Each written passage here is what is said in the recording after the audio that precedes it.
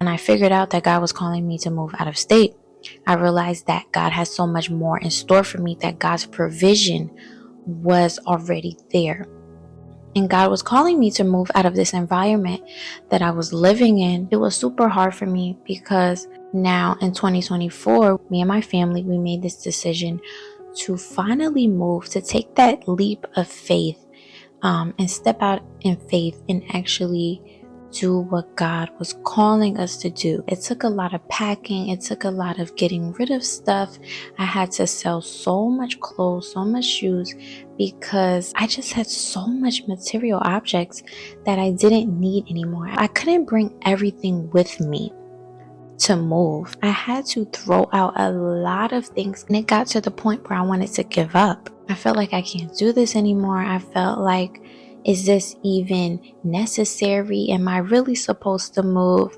I didn't understand what God was actually trying to do in 2024. God was putting in my heart not to give up, to trust in Him. This is when I started walking with Jesus. I started walking with Him.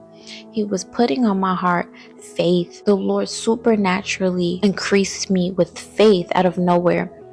And it was because I relied on Him. I surrendered. I got into that surrenderance mode. And I was literally consecrating things, letting things go for God. And I stepped out in faith, and I packed my bags. Me and my family, we packed our bags.